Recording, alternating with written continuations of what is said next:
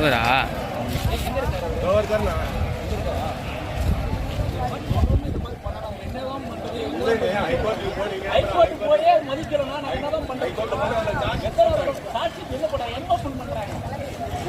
பத்து பேர் சேர்ந்து அடிக்கிற ஒரு விஷயத்த உண்மை சாட்சி சாட்சியாங்கள கண்டுபிடிக்கிற ஒரு விசாரணை அதிகாரி எங்க உண்மை சம்பவத்தை கண்டுபிடிச்சாங்க.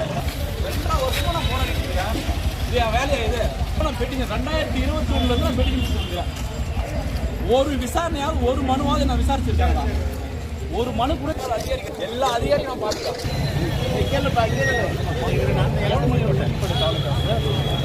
கிராமத்தில் 10 பேர் சேர்ந்து நடிக்கிறாங்க.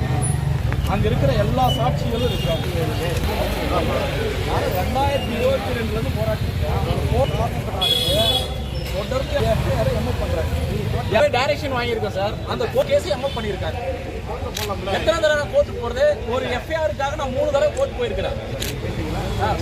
சொல்லுங்க.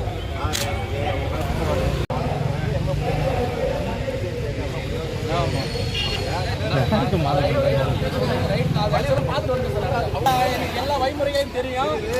எஸ்சிஎஸ்டி கேஸ்ல இன்டர்வென்ஷன் பண்ணிட்டு இருக்கேன். நிறைய கேஸ்ல நாங்க ஃபாலோ பண்ணிட்டு இருக்கோம். எஸ்சிஎஸ்டி கேஸ் அதோட நடைமுறை சிக்கல் எல்லாமே தெரியும். எல்லா விஷயமும் எனக்கு தெரியும். நான் கோர்ட்டுக்கு போயிருக்கிறேன். ஒரு கேஸை எம்எஃப் பண்ணலாம். 3 புகாரையும் நீங்க எம்எஃப் பண்றீங்கன்னா அதோட உள்நோக்கம் என்னன்னு தெரியுது. இதுல ஒரு டிஎஸ்பி மகேஷ் என்றவரு, நான் சொல்ல கேளுங்க, டிஎஸ்பி மகேஷ் என்றவரு விசூர் பையனார் ஒரு சிறார் பையனை அடிச்சு துன்புறுத்துறாரு. அந்த பையனுக்கு நான் சட்ட உதவி செய்யறான். அதை செஞ்சதுனாலே என் மேல 110 போடுறாரு. புரியுதுங்களா? அந்த புகாரை வாபஸ் வாங்கலைன்னா அந்த ஃபேமிலியை என்ன பண்ணாரு? எஸ்சிஎஸ்டி கேஸ் கொடுத்து அவர் மிரட்டி அந்த கேஸை வாபஸ் வாங்க வச்சிருக்காரு.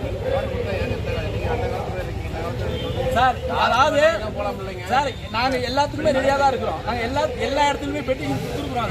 அதுவும் பெட்டி கொடுத்துருக்கோம் சார். நான் உங்களுக்கு நான் ஆடியோ ஆதாரத்தை கொடுக்காமலே போறேன். ஒரு டிஎஸ்பி கொடுக்குற ஒரு விசாரணை அதிகாரி கொடுக்கக்கூடிய இந்த ரிப்போர்ட்டை யாராவது படிச்சு காட்டுங்க. 8வது பக்கத்தை படிச்சு காட்டுங்க.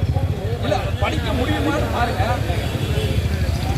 ஒரு பிசிஆர் டிஎஸ்பி ஒரு குற்ற ஆவணக்காக பாதுகாக்க வேண்டிய ஒரு அதிகாரி கொடுக்கக்கூடிய ஒரு ஃபைனல் ரிப்போர்ட் காப்பி. இதை யாராவது படிக்க முடியும்? இதை ஒரு மோசமானது சொல்லவே வரல.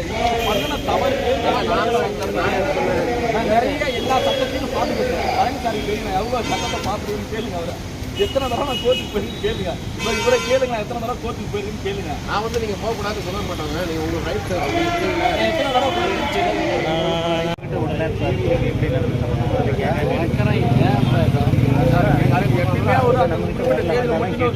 கிடையாது.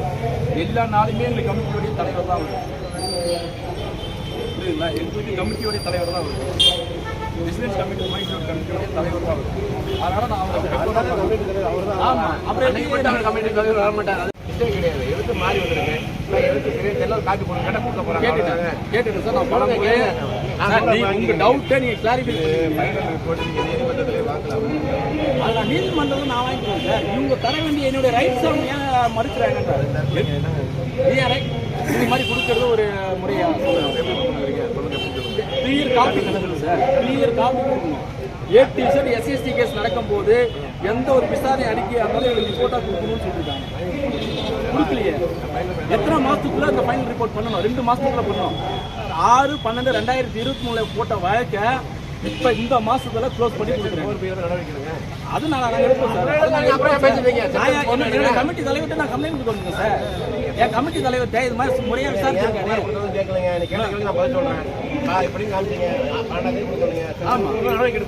அதை நாங்கள் எடுக்கணும் சார். என்னுடைய கமிட்டியோடைய தலைவர் மாவட்ட ஆட்சியர், பிரசிடென்ட் கமிட்டியோடைய தலைவர் வந்து மாவட்ட ஆட்சியர். இன்னைக்கு முடியாது சார். அப்படிலாம் கிடையாது. இன்னைக்கு நான் கொடுக்க கூடாதுன்னா உண்மை கிடையாது. சொல்லுங்க சார். நீங்க கொடுக்கலாம் 2000 என்ன விஷயம்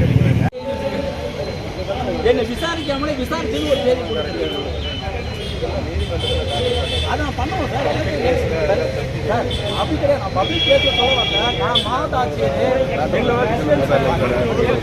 தலைவர் விஜிலன்ஸ் கமிட்டியோடைய குழுவுடைய தலைவருக்கு நான் முறையிட வேண்டியது என்னுடைய கடமை, என்னுடைய ரைட்ஸு.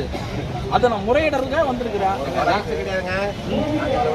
இதுல வந்து எல்லாமே தற்போது படிக்க